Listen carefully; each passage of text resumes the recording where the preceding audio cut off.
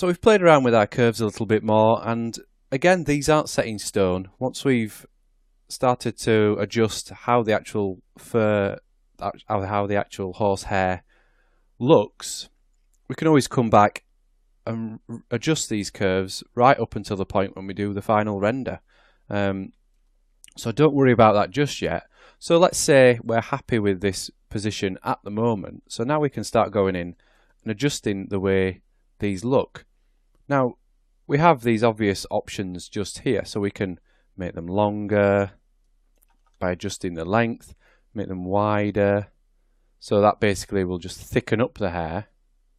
So we can make them slightly wider. We can also taper them so they get thinner towards the end, like so, and then dictate how far down the length of each hair the taper will begin. So we could maybe start the taper at 0.6 and it tapers away at 0.9. And then other options like tilting and twisting. Again, it's just all about giving you as much controllability as possible, so you can do whatever you like. And remember, these are all just instances, but they're just being controlled through the XGen controls. So that's all that's done is adjusted the thickness and some other sort of generic attributes. But what about making it look a bit more like hair? So we could add in clumps, maybe twist the hair, add a bit of noise. Now we could. Now grooming, obviously that's not going to be accessible on this. That is only available on short hair, as we saw in the initial video. So what can we do to actual curves? Well, if you go down to utilities, you can see we have lots of useful tools here to help us pose and shape and even animate the curves if we so wanted to. But I'm not going to get too caught up in all these just for this. This is just going to be for an illustration. It's more of an introduction to XGen. So if you're curious about these, feel free to play around with them, but they're all pretty self-explanatory. A lattice will allow you to select a group of curves like so. You create a lattice down here. I'll just move that up so we can see. Dictate what your specifications are, create the lattice like so, and then that allows you to pose these all using a lattice deformer. Undo results, deselect it, and the tool goes away. Every time you click on one of these, the tool pops up below, and then you can apply those to the selected curves. So those are just some of the basic utilities that are available. But for us, we want to actually focus more on modifiers, and what these are going to do are sort of adjust the description in a more global way. So let's have a look at some of these. So if you've used render passes, the UI is quite similar to that. We just click here to add a new modifier, and this brings up this window here. And again, there's lots of things that you can play around with here, including dynamics, wind, applying forces to the curves, allowing them to animate, and all that sort of thing. You can even go in and cut them if you want, cut the hair if you want. But for now, I'm just going to create a clumping modifier. Click OK.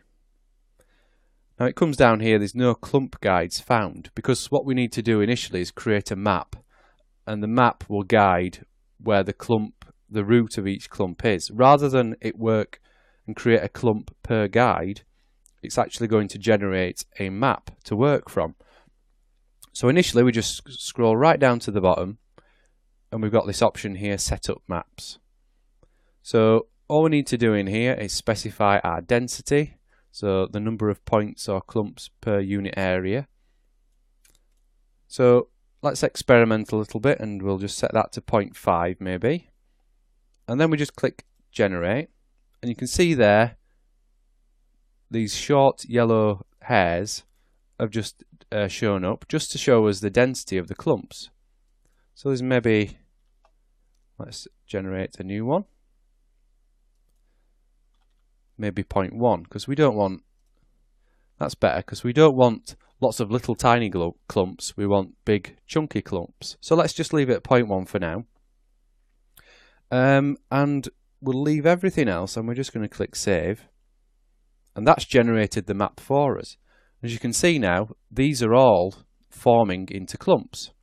Now there's maybe too many there, so we can go back to set up maps, maybe adjust this down to 5. Now the density, let's drop that down a little bit more, generate. As you can see, there's fewer clumps now. Let's save that. And there we go, we've got much fewer clumps. Maybe too few, so let's jump that back up to 0.5. Generate.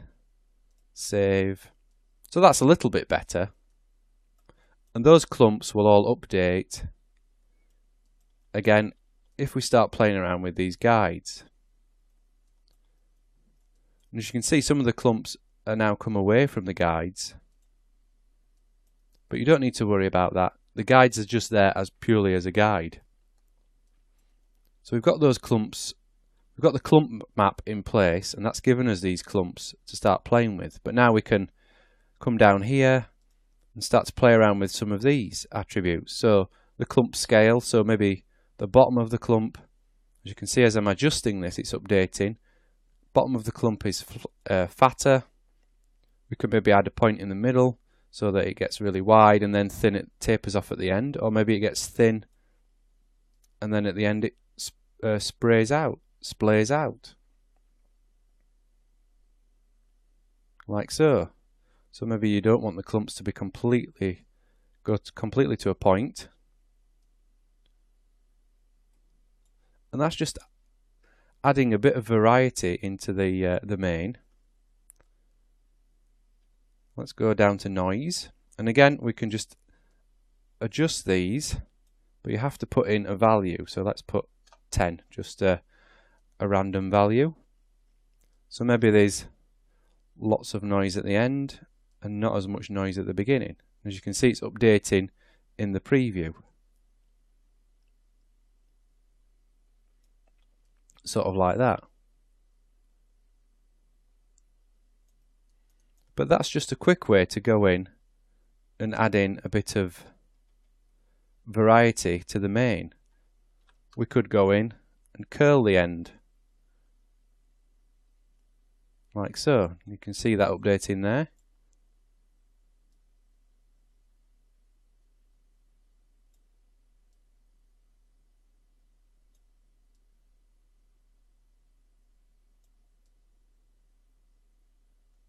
And then when we're happy with the clumping modifier, there are others you can play around with. We could go in and add a bit of noise to the mesh. We're not going to look at forces or animation or anything like that in this tutorial. Maybe in a future tutorial we'll follow this one up by looking at using XGen with animation. But for now we're just going to stick with adjusting the look of these.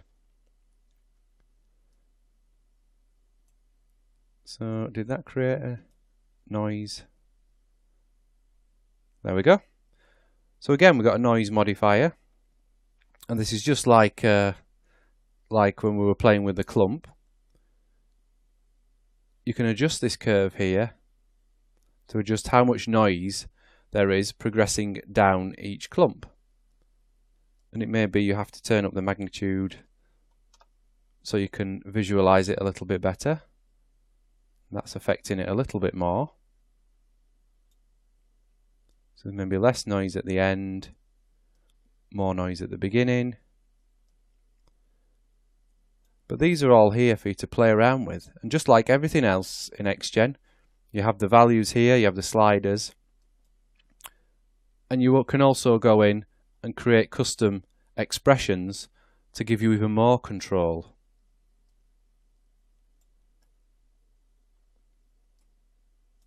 We can change those to smooth out the splines and soften the Yep. Just soften how it progresses down each clump. So that's basically setting up the main. Feel free to play around with this a little bit more and also experiment with some more of these modifiers. As you can see, there's lots more that you can do. Oop, I just added something. No, that's fine. But we've pretty much got our horse main there. So what I'll do is I'm going to leave the video here, and in the next video we'll just continue looking at the main. We'll maybe look at rendering it as well. But let's just see how we go, and I'll see you in the next lesson.